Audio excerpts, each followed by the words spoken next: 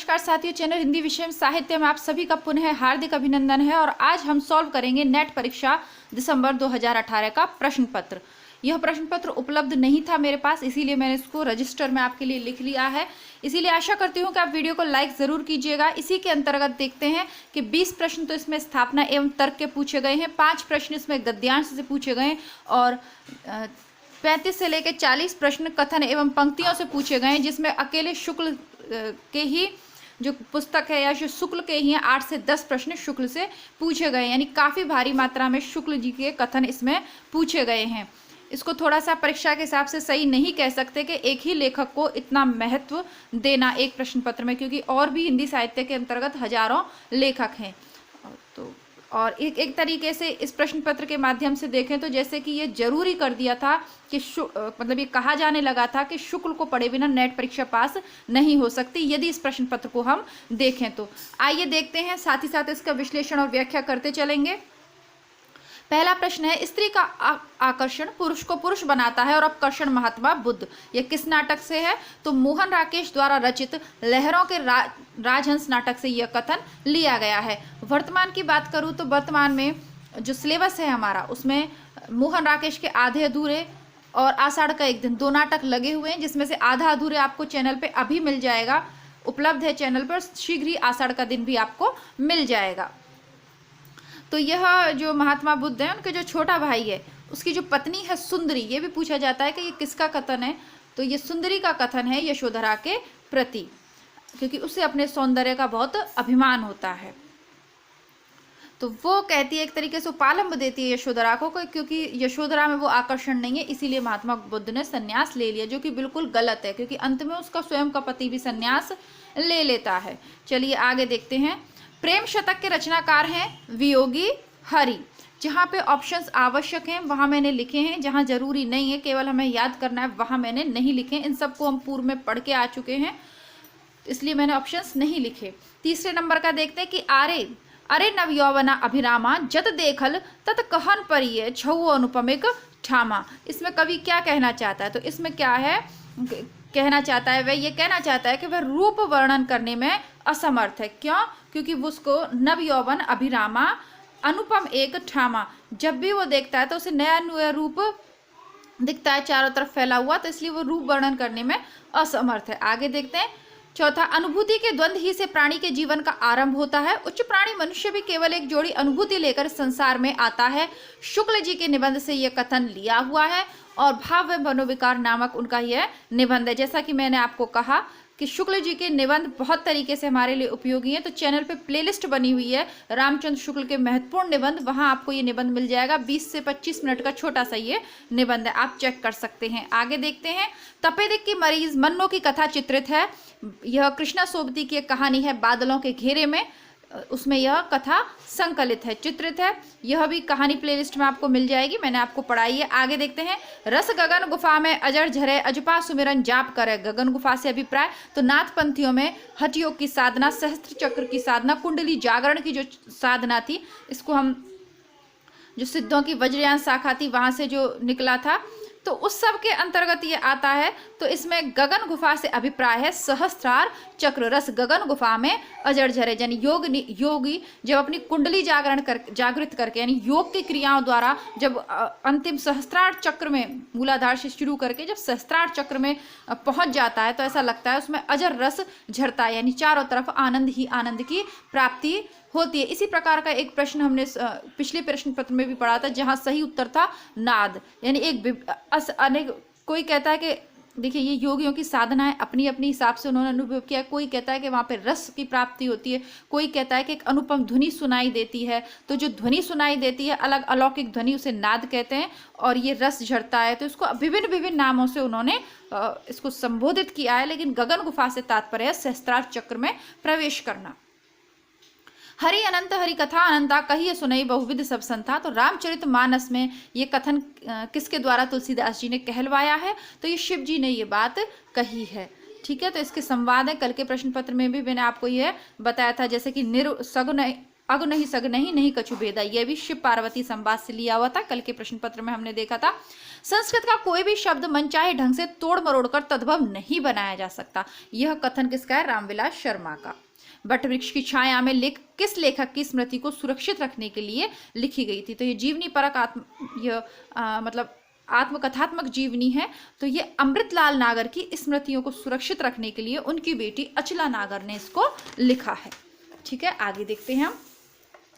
भक्ति के आंदोलन की जो लहर दक्षिण से आई, उसी ने उत्तर भारत की परिस्थिति के अनुरूप हिंदू मुसलमान दोनों के लिए एक समान भक्ति मार्ग की भी भावना, भक्ति की भी भावना कुछ लोगों में जगाई है। यह कथन है रामचंद्र शुक्ल का। आपको भक्ति वाला जो इनका है चैप्टर, उसमें ये आसानी से मिल जाएगा शुक्ल की बुक में। आगे देखते हैं, हरिदासी 10 प्रश्न में से 2 प्रश्न शुक्ल के कथन से पूछ लिए गए हैं। आगे भी देखते हैं, हरिदासी संप्रदाय के राधा कृष्ण कैसे हैं? लोक निरपेक्ष हैं। डॉक्टर नगेंद्र की बुक में ये आंसर आपको मिल जाएगा। राही मासूम रजा द्वारा रचित उपन्यास नहीं है, समर शेष है, यह उनके द्वारा रचित उपन्यास नहीं है। बाकी बात करें तो इसमें टोपी शुक्ला दिया हुआ था, दिल एक सादा कागज दिया था, और कटरा भी आरजू दिया था, और ये तीनों ही हम पिछले प्रश्न पत्र में कर चुके हैं, याद है हमें, इसलिए मैंने यहाँ नहीं लिखा। कौन सी बोली बिहारी हिंदी वर्ग के नहीं आती? तो ये बिहारी में मैथिली, मगही वो सब आती हैं, छत्तीसगढ़ी नहीं आती। हिंदी में ऋतु संहार के रचयिता कौन है? देखिए, इसका उत्तर माना है श्रीधर पाठक को, लेकिन मैं आपको याद दिला दूं कि श्रीधर पाठक के अलावा जगन मोहन ने भी 1876 में ब्रज भाषा में रचना करी है ऋतु संहार के नाम से। तो अब क्योंकि एक प्रश्न पत्र हो चुका है तो उसमें कुछ कर नहीं सकते, बाकी ऐसे प्रश्नों को आप चैलेंज कर सकते हैं। जो असली ओरिजिनल जो ऋतु संहार है वो संस्कृत में कालिदास द्वारा रचित है। आगे देखते हैं, सिद्धों और योगियों की रचनाओं का जीवन की स्वाभाविक अनुभूति और दशाओं से कोई संबंध नहीं है, अतः वे शुद्ध साहित्य के अंतर्गत नहीं आती। रामचंद्र शुक्ल का यह कथन है। गया प्रसाद शुक्ल स्नेही की रचना नहीं है। 4 रचनाएं दी है, कुसुमांजलि, कृषक क्रंदन और प्रेम 25। ये स्वप्न, तो स्वप्न जो है ये गया प्रसाद शुक्ल स्नेही की रचना नहीं है। कुसुमांजलि, कृषक क्रंदन और प्रेम 25 है। स्वप्न जो है वो राम नरेश त्रिपाठी की रचना है, जिनकी अन्य रचनाएं मिलन एवं पथिक। ठीक है, आगे देखते हैं। वीडियो आपको अच्छा लग रहा है, वीडियो को लाइक ज़रूर कर दीजिएगा, और ये जो लेटेस्ट पेपर हैं इनको 1 से 2 बार आप अच्छे से पढ़िएगा, क्योंकि प्रश्न रिपीट होते रहते हैं। आगे देखते हैं, मुरारी और नरगिस के प्रेम संबंधों पर आधारित उपन्यास है चंद हसीनों के खतूत। निम्नलिखित में से किस कवि ने सस्सई की रचना नहीं की? तो मतीराम, राम सहाय और अमीर दास तीनों ने की है, चिंतामणि ने नहीं की है। जैसा कि मैंने आपको कहा, जो ऑप्शन लिखने आवश्यक थे वो मैंने लिखे हैं। आगे देखते हैं, भारत में अंग्रेजों के बढ़ते प्रभाव के प्रति ध्यान आकर्षित करते हुए पद्माकर ने किस राजा के दरबार में यह कवित्त पढ़ा था? मीनागढ़, बंबई, समुद्र, मद्रास, बंग, बंदर को बंद कर बंदर बसाई गो। तो ये जो इसकी और भी लाइनें थी वो मैंने यहाँ लिखी नहीं है, क्योंकि ऊपर वाली जो 2 लाइनें हैं ये अन्य जगह भी पूछी हुई हैं, ये बंदर वाली विशेषता। तो दौलत राम सिंधिया के दरबार में पद्माकर जी ने उन्हें सचेत करने के लिए यह कथन पढ़ा था। जैसे कि कल के प्रश्न पत्र में ठाकुर जी ने कवि ठाकुर ने हिम्मत बहादुर उर्फ अनूप गिरी के में एक पद्य पढ़ा था, है ना, कल कहता ना, चौजिन के चौजी मौजी के मौजी महा, है ना, तो वो वाला कवित्त पढ़ा था। उसी प्रकार उसके मैंने कल भी बताया था कि अनूप गिरी के दरबार में ये रहते थे पद्माकर जी, तो इन्होंने दौलत राव सिंधिया के दरबार में यह कवित्त पढ़ा था अंग्रेजों के खिलाफ सचेत करने के लिए। कौन से पश्चिमी विचारक 20वीं सदी में मौजूद नहीं थे? तो कॉलरिज मौजूद नहीं थे, एसटी कॉलरिज मौजूद नहीं थे, बाकी क्रोचे, फ्रायड और आई रिचर्ड्स ये 20वीं शताब्दी में मौजूद थे। जिनेंद्र की कहानियों के पात्र हैं शमशेर, जुलेखा और वेंजिलो। ईश्वर चंद्र नहीं है। रहीम की कविता नगर शोभा की विशेषताएं हैं। देखिए, ये बहुत ही गलत तरीके का प्रश्न है ना, और ऐसे प्रश्न में जैसे कि आप जीआरएफ आपका होने वाला है और 1 आध नंबर से आपका जीआरएफ रह रहा है, ये तो प्रश्नों पे आप ध्यान दीजिए और आप चैलेंज कर सकते हैं इस तरीके के प्रश्न को। अब इसमें कविता की पंक्तियां नहीं दी और बिना कविता की पंक्तियां दिए हुए हमसे पूछ रहा है कि रहीम की कविता नगर शोभा की विशेषता क्या है। इस प्रकार के प्रश्न बहुत ही बकवास प्रश्न होते हैं, क्योंकि जब आप हमें पंक्तियां नहीं दे रहे तो ऐसा तो है नहीं, हिंदी साहित्य के लाखों कवियों में से उनकी हर एक कविता की पंक्तियां याद करना क्या संभव है? क्या लॉजिकल लगती है क्या ये बात? इस तरीके के प्रश्न उठा के डाल देते हैं ये नेट जैसी परीक्षाओं में। सोचने वाली बात है। जब तक आपको वो नगर शोभा कविता याद नहीं होगी तब तक आप इसका उत्तर दे नहीं सकते। खैर ये बात की बात है, अब की बार यदि ऐसा कुछ होता है तो उस पर चर्चा करेंगे, इस पर ध्यान केंद्रित करते हैं। वैसे ये रामचंद्र शुक्ल की जो किताब है उसमें कुछ पंक्तियां इस कविता की दी हुई हैं, लेकिन केवल कुछ पंक्तियां, पूरी कविता नहीं दी हुई है, तो सही अर्थ आप वहां से भी नहीं लगा सकते। लेकिन फिर भी इसको रामचंद्र शुक्ल की बुक से आया हुआ ही आप मानिएगा। इसमें नगर का संकुचित वर्णन किया गया है, यह सही है। इसमें वर्ण व्यवस्था के अनुसार उनकी जाति की स्त्रियों का वर्णन है, यह भी सही है। और वे स्त्रियां अपना उत्पाद बेचने का कार्य करती हैं, यह भी सही है। और गलत क्या है, इसमें स्त्रियों को उत्कृष्ट कोटि का बताया गया है। अब ये सही है गलत है पता नहीं, कह नहीं सकते इसको, पर जो उत्तर दिया है आयोग ने वो यही है। आगे देखते हैं। हरिशंकर परसाई के निबंध संग्रह हैं सदाचार के ताबीज और आओ बैठ लें कुछ देर और आवारा भीड़ के खतरे, ये इनके निबंध संग्रह हैं। आओ बैठ लें कुछ देर, सदाचार के ताबीज और आवारा भीड़ के खतरे। अगर मैं चर्चा करूं तो सदाचार के ताबीज बहुत बार पूछा जाता है पीजीटी में भी, और आवारा भीड़ के खतरे भी। आप दोनों शोर नहीं करो। आगे बढ़ते हैं। आगे है, यो ही मन मेरो मेरे काम को ना रहो माए, श्याम रंग है करे समायो श्याम रंग में।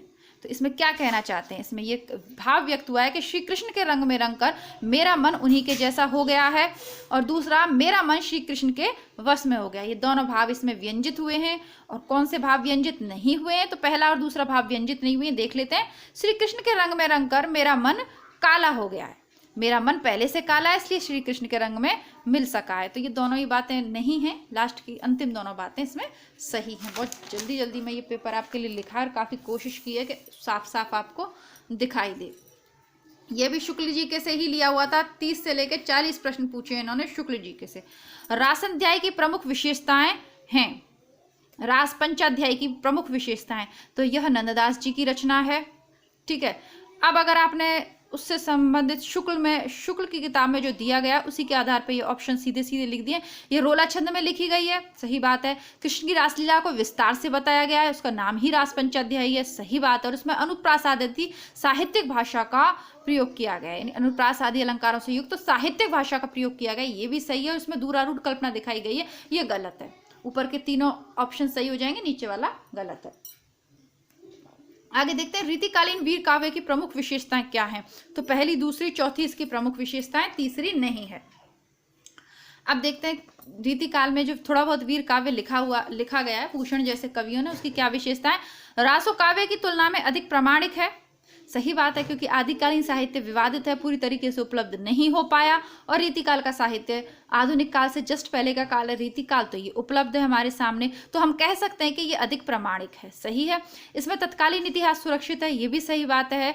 जैसा कि मैंने आपको कहा कि प्रामाणिक है तो सुरक्षित भी, और किसी वीर काव्य में फिरंगियों का भी वर्णन किया गया, बिल्कुल सही बात है, क्योंकि रीतिकाल तक आते आते अंग्रेज भारत में आ गए थे। और चमत्कारिक वर्णन और भाषाई खिलवाड़ बहुत अधिक है, ये बिल्कुल गलत बात है। आगे देखते हैं, यंत्री का लड़बड़ा, जिह्वा का फूड़ा, काच का जति, मुख का सती, जो सतपुरुष उत्तमो कथी। तो इसमें गोरखनाथ ने किसको सतपुरुष की संज्ञा दी है, कैसा होना चाहिए योगियों को। पहली बात, यंत्री का लड़बड़ा इंद्रियों को संयमित करने वाला हो, इंद्रियों का संयमी हो और इंद्रिय दमन करने वाला हो। ठीक है, दो विशेषता होनी चाहिए साधु के अंतर्गत, संयमी हो और इंद्रिय दमन करने वाला हो, अपनी इंद्रियों पर काबू पा सके, संयम बरत सके, एक ही बात है वैसे देखा जाए मूल भाव में। तो देखिए आगे देखते हैं, सूरदास के बारे में आचार्य रामचंद्र शुक्ल के विचार क्या हैं।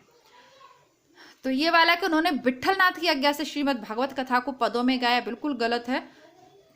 शुक्ल की बुक में दिया हुआ है, आप चेक कर सकते हैं इसको, ये विट्ठलनाथ नहीं है बल्कि बल्लभाचार्य की आज्ञा से श्रीमद् भगवत कथा का पाठ उन्होंने किया था। तो ये जो है विट्ठलनाथ ना के अगर यहाँ बल्लभाचार्य लिखा होता तो सही होता, क्योंकि वो विट्ठलनाथ के नहीं थे, बल्लभाचार्य के शिष्य थे। उन्होंने भागवत की दशम स्कंद की कथा इतिवृत्त रूप में कही है, ये सही बात है, क्योंकि भ्रमर गीत को कथा को ही भागवत के दशम स्कंद से लिया गया है। उन्होंने भिन्न भिन्न लीलाओं को अत्यंत मधुर और मनोहर पदों में गाया है, यह भी सही बात है ना। ऊदो मन्ना भय 10-20, और इनके पद अत्यंत प्रगल्भ और काव्यपूर्ण है, यह भी सही बात है। तो ऊपर का पहला जो ऑप्शन है वो गलत है, बाकी तीनों सही हैं। रीतिकालीन आचार्यों की 3 श्रेणियां हैं, उद्भावक, व्याख्याता,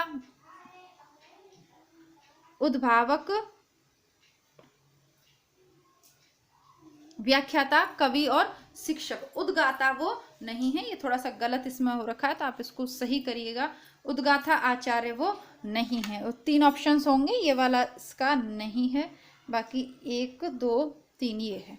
उद्गाता नहीं थे, वो उद्भावक भी थे, व्याख्याता भी थे और कवि और शिक्षक भी थे। आगे देखते हैं,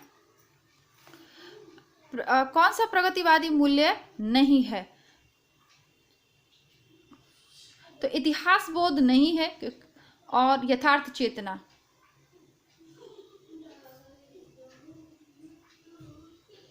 सॉरी, गलत बता दिया मैंने आपको। कौन सा प्रगतिवादी मूल्य नहीं? तो व्यष्टि चेतना, यह प्रगतिवादी मूल्य नहीं है। और एकेश्वरवाद, यह भी प्रगतिवादी मूल्य नहीं है। इतिहास बोध और यथार्थ चेतना, यह प्रगतिवादी मूल्य हैं। और व्यष्टि चेतना और एकेश्वरवाद ये प्रगतिवादी मूल्य नहीं है। आगे देखते हैं, तननाम बुन्नाम तज्यो कबीर, राम नाम लिख लियो शरीर, मुसी मुसी रोवे कबीर की माई, ए बारिक कैसे जीव ही खुदाई। तो मुसी मुसी के 2 अर्थ इसमें क्या हो सकते हैं? एक तो हो सकता है कबीर की माता जी जो है वो मन ही मन रोती है, और दूसरा अर्थ हो सकता है वो सिसक सिसक कर रोती हैं। अन्य जो दिए हुए थे वो तो दहाड़ देकर रोती हैं, गला फाड़ के रोती हैं, तो वो नहीं हो सकते इसके। मुसी मुसी होता है धीरे धीरे, है ना, अंदर ही अंदर घुट घुट के, तो बस वही है। आगे देखते हैं, किसका संबंध माखनलाल चतुर्वेदी से है? तो इनकी 2 कविताएं हैं, सिपाही और पुष्प की अभिलाषा, तो बेहद प्रसिद्ध है। पुष्प की अभिलाषा के कारण इन्हें एक भारतीय आत्मा की उपाधि से भी संबोधित किया हुआ है। आपने देखा होगा, पुष्प की अभिलाषा है ना, फेंक देना बनमाली मुझे उस पथ में जहाँ जाते हों देश के वीर, मतलब जो सैनिकों के लिए समर्पित है। और सिपाही भी इनकी प्रसिद्ध कविता है। आद्रा और दैनिकी से इनका कोई संबंध नहीं है। आगे देखते हैं, दृग उर्जत टूटत कुटुंब जुरत चतुरचित प्रीत, परति गांठ दुर्जन ही है दई नई, यह रीत। तो बिहारी जी का दोहा है। इसके संबंध में क्या है? प्रेमी प्रेमिका के प्रेम का स्वाभाविक चित्रण है, सही बात है। असंगति अलंकार है, असंगति अलंकार का बहुत ही प्रसिद्ध ये दोहा है। ये भी शुक्ल की बुक में आपको आराम से मिल जाएगा। और प्रेमी और प्रेमिका के अलावा बिहारी ने कम ही लिखा है, तो ये प्रेमी प्रेमिका के प्रेम का स्वाभाविक वर्णन है। दृग यानी होता है आंखें, आंखें लड़ती हैं तो क्या होता है? परिवार टूटते हैं, और ये सब चीजें हैं। आगे देखते हैं, श्याम विनोदी रे मधुबनिया, अब हरि गोकुल काहे को आवे, चाहत नौ यौवनिया, सूरदास प्रभु तजी कामरी, अब हरि भय चिकनिया। द्वारा सूरदास क्या कहना चाहते हैं? कि श्री कृष्ण चिकने घड़े हो गए, चिकने चुपड़े हो गए? नहीं, क्या कहना चाहते हैं? कि श्री कृष्ण अब छैला हो गए, यानी रसिक प्रवृत्ति के हो गए। श्री कृष्ण सुंदर छवि वाले हो गए। तो नीचे की जो रेड कलर से लगी हुई है वो आंसर है। देखते, देश विभाजन की त्रासदी के प्रसंग पर आधारित उपन्यास कौन सा है? तो देखिए, झूठा सच और छोटे छोटे महायुद्ध। इसको इन्होंने कहा था कि ये इसका उत्तर दिया था, लेकिन इसका जो उत्तर दिया था वो गलत है। सही उत्तर ये झूठा सच यशपाल का है। इसके 2 भाग हैं।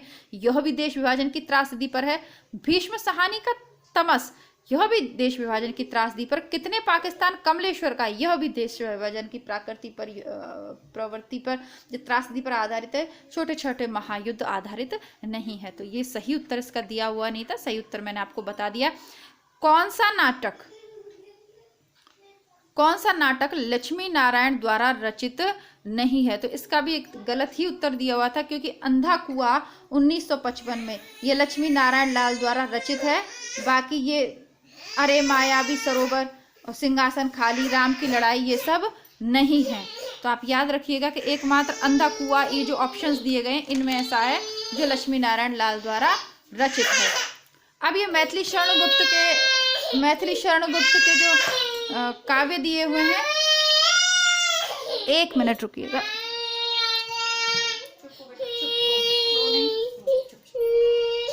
बिल्कुल चुप हो। टॉफी देंगे बेटा को, टॉफी देंगे, चिज्जू देंगे बेटा को, चुप होइए। तो ये जो मैथिली शरण गुप्त के ये जो ग्रंथ हैं, इनमें इनका प्रकार बताना है कि कौन सा किस विधा का ग्रंथ है। तो विष्णुप्रिया खंड काव्य है इनका। दूसरा है सिद्धराज, वह भी खंड काव्य है। साकेत महाकाव्य है। और जय भारत, यह एक मुक्तक काव्य है। आगे प्रश्न है, विदेशी पृष्ठभूमि पर आधारित हिंदी उपन्यास कौन से हैं? तो वे दिन निर्मल वर्मा का प्रसिद्ध उपन्यास है, यह भी विदेशी पृष्ठभूमि पर आधारित है। रुकोगी नहीं राधिका, यह भी विदेशी पृष्ठभूमि पर आधारित उपन्यास है।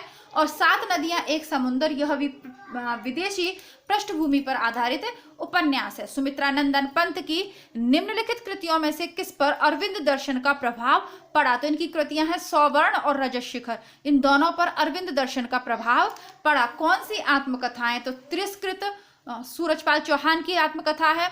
अपनी धरती अपने लोग, ये अपनी धरती अपने लोग, ये याद नहीं आ रहा, सहचर है समय, ये रामदरस मिश्र की आत्मकथा है। इस प्रकार बसंत से पतझड़ तक यह आत्मकथा नहीं है। आगे देखते हैं, ये कालक्रमानुसार वाले, ये हम यहाँ देखेंगे नहीं, इनके लिए अलग से आपको वीडियो मिल जाएगा, तो उसमें मैं इसको वापस से लिख दूंगी। और अंधा युग नाटक से बहुत ज़्यादा प्रश्न अब पूछे जा रहे हैं, चाहे प्रकाशन वर्ष में क्रमबद्ध लगाने वाला हो या जो नाटक हैं उनके संवाद पूछने के इस समय विशेष प्रचलन है। पहले भी पूछे जाते हैं, लेकिन पहले जयशंकर प्रसाद से अधिक पूछे जा रहे थे, उनके नाटकों से अधिक पूछे जा रहे थे। इस समय जयशंकर प्रसाद के साथ साथ जैसे धर्मवीर भारती का अंधा युग है, उससे लगातार प्रश्न पूछे जा रहे हैं। तो एक ऐसा मैं कोशिश कर रही हूँ कि किसी भी प्रकार से अंधा युग आपको परीक्षा से पहले मैं पढ़ा दूं, क्योंकि लगातार उससे प्रश्न पूछे जा रहे हैं। आगे देखते हैं, संरचनावाद, यह प्रश्न जो है 5 दिसंबर 2019 को भी रिपीट हुआ है और पूर्व के प्रश्न पत्रों में भी रिपीट हुआ है। संरचनावाद का संबंध है क्लड लेवी स्ट्रॉस से, अस्तित्ववाद का संबंध है कामू से, मूल्य सिद्धांत का संबंध है आई रिचर्ड से, और यथार्थवाद का संबंध है जॉर्ज लुकाच से। पंडिय सत्य सत्य बखाड़िए सरहपा की पंक्तियां 9 लाख पात्री आगे नाचे गोरखनाथ की हैं, 12 बरस लोग कुकर जीवे जगनीक की, और बज्जिए घोर निशान चहु और चंद्रवरदाई की सभी पंक्तियां पूर्व के प्रश्न पत्र में कर आए और आगामी 5 दिसंबर 2019 के पेपर में यह पूछी गई थी।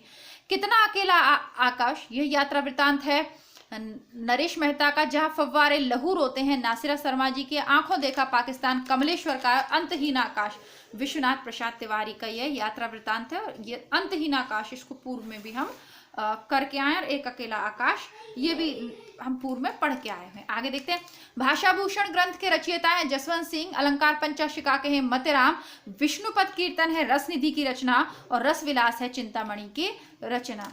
वैसे रसविलास भावविलास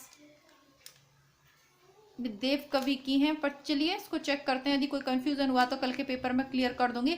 लक्ष्मीकांत वर्मा की है नई कविता के प्रतिमान, रामस्वरूप चतुर्वेदी की है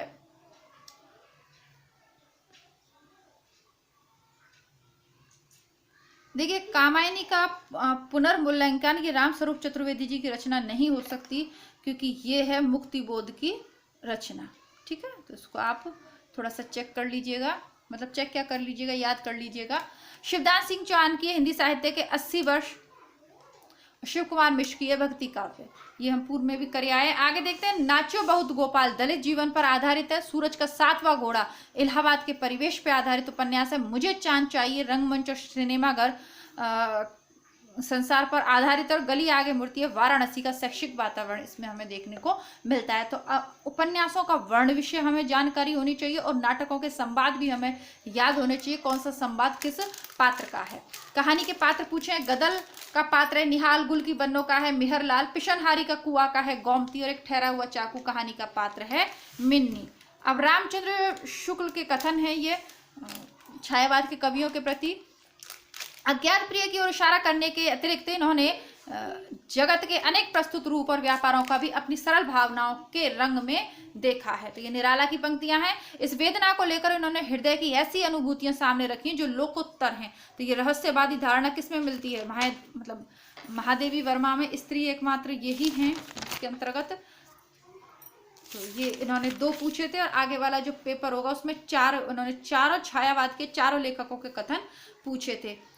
आगे देखते हैं, अच्छा इसमें भी चारों पूछे हैं। देखिए, कवि की रहस्य दृष्टि प्रकृति की आत्मा जगत के रूप और व्यापारों में व्यक्त होने वाली आत्मा की ओर जाती है। तो ये पंथ के लिए इन्होंने कहा है, और इनकी रहस्यवादी रचनाओं को देखकर चाहे तो इनकी मधुवर्षा के मानस इनकी रहस्यवादी रचनाओं को देखकर चाहे तो यह कहें कि इनकी मधुवर्षा के मानस प्रसार के लिए रहस्यवाद का पर्दा मिल गया है। तो प्रसाद के विषय में इन्होंने यह कहा है। मिलान करना है। स्वामी हरिदास मधुरोपासक थे, मलुकदास निर्गुणोपासक थे, कणहप्पा निरीश्वरवादी थे और कुतुबन एक ईश्वरवादी थे। बकलम खुद रचना है नामवर सिंह की, बबूल और कैक्टस है रामदर्श मिश्र की, विचार और वितर्क निबंध है हजारी प्रसाद द्विवेदी का, कन्यादान ये निबंध है अध्यापक पूरण सिंह का। अष्टयाम रचना है नाभादास की, वीर सिंह देव चरित केशवदास की रचना है, रस मंजरी नंददास की है और केली काल स्वामी हरिदास की रचना है। नदी की बाग पर छाया ये रचना कविता है अज्ञे की, आज नदी बिल्कुल उदास थी केदारनाथ अग्रवाल की, ठंडा लोहा कृति है धर्मवीर भारती की और कुआनो नदी यह कृति कविता है सर्वेश्वर दयाल सक्सेना की। रामधारी सिंह दिनकर का ग्रंथ है दिल्ली, रामकुमार वर्मा का है एकलव्य, रामनरेश त्रिपाठी पथिक और केदारनाथ की कविता है जमीन पक रही है। केदारनाथ सिंह की कविता जमीन पक रही है सिलेबस में भी है और 2019 के पेपर में भी पूछी गई थी। ये सब इनकी फेमस कविताएं हैं। ठीक है, आगे देखते हैं। अलंकार प्रकाश यह ग्रंथ है भूषण का, अंग दर्पण ग्रंथ है रसलीन का, आलम केली ग्रंथ है आलम का, रतन हजारा ग्रंथ है रसनिधि का। मृत्यु के प्रश्न से जूझता हुआ पात्र है आत्मजयी, कुंवर नारायण की रचना आत्मजयी का पात्र नचिकेता। काम आध्यात्म के प्रश्न से जूझता हुआ पात्र है दिनकर की उर्वशी का पात्र पुरूरवा। युद्ध के प्रश्न से जूझता हुआ पात्र है संशय की एक रात का जो पात्र है राम, और संशय की एक रात कर नरेश मेहता की है तो उनका प्रमुख पात्र है राम, और अपनी दुर्बलता के प्रश्न से जूझता हुआ पात्र है कामायनी का मनु। इस प्रकार इसका उत्तर हमें आ जाएगा। आगे देखते हैं। राग दरबारी जो उपन्यास है इसमें शिवपालगंज गांव का वर्णन है, अंतिम अरण्य में बहादुरगंज गांव का वर्णन है, बसंती जो भीष्म सहानी का है उसमें महानगर दिल्ली का वर्णन है, और कारवां इसमें बस्तर के एमपी के बस्तर गांव का वर्णन है। आगे देखते हैं। गुरु नानक का जन्म हुआ था तलवंडी में, दादू दयाल का हुआ था अहमदाबाद में, धर्मदास का हुआ था बांधवगढ़ में और सुंदरदास का हुआ था दौसा में। सुरेंद्र वर्मा की कृति है सेतुबंध, हमीदुल्लाह की कृति है दरिंदे, मुद्रा राक्षस की कृति है मरजीवा और शंकर शेष की है पोस्टर। जाके मुंह माथा नहीं रूप का रूप, तो यह है कबीरदास की रचना है। ओ मन जानी कवि तस्कीना, मोकू रहे जगत में है चीना, जायसी की है प्रसिद्ध पंक्तियां। हरि है राजनीति पढ़े आए, सूरदास की पंक्तियां हैं, और नमामि शमीशा निर्वाण रूपम तुलसीदास की है, रामचरितमानस से ली हुई है। ठीक है, पश्चिमी पहाड़ी बोली बोली जाती है शिमला में, मध्यवर्ती पहाड़ी बोली जाती है गढ़वाल में, और भोजपुरी बोली जाती है गाजीपुर में, और मगही बोली जाती है बिहार पटना में। ठीक है, इसी के साथ ये प्रश्न पत्र सॉल्व हो जाता है हमारा, क्योंकि जो गद्यांश के 5 प्रश्न थे गद्यांश में यहाँ नहीं लिख पाई हूँ। प्रतीक और बिंब विधान से संबंधित वह गद्यांश था जिसको कि मैंने यहाँ नहीं लिखा है। ठीक है, बहुत ज़्यादा लिखने को हो गया था और इसलिए भी, और फिर उसमें आपको पढ़ के ही उत्तर देना है, उसमें ऐसी कोई चीज़ नहीं थी जिससे मैं आपको समझाऊं या हमें याद करना है। गद्यांश हमारे सामने होगा, उसे पढ़ और समझ के उत्तर हमें देने। आशा करती हूँ वीडियो आपको अच्छा लगा होगा। कम समय में अधिक से अधिक प्रश्न करवाने की प्रयास किया है मैंने, क्योंकि अभी परीक्षा नजदीक है तो बहुत सारा समय हम व्यर्थ में नहीं गवा सकते। धर्म युग अंधा युग में आपको पढ़ाऊँ, तो आप लोग अंधा युग यदि पढ़ना चाहते हैं तो कमेंट बॉक्स में मुझे लिख दीजिएगा। मिलते हैं कल एक नए पेपर के साथ, तब तक के लिए नमस्कार, धन्यवाद, जय हिंद।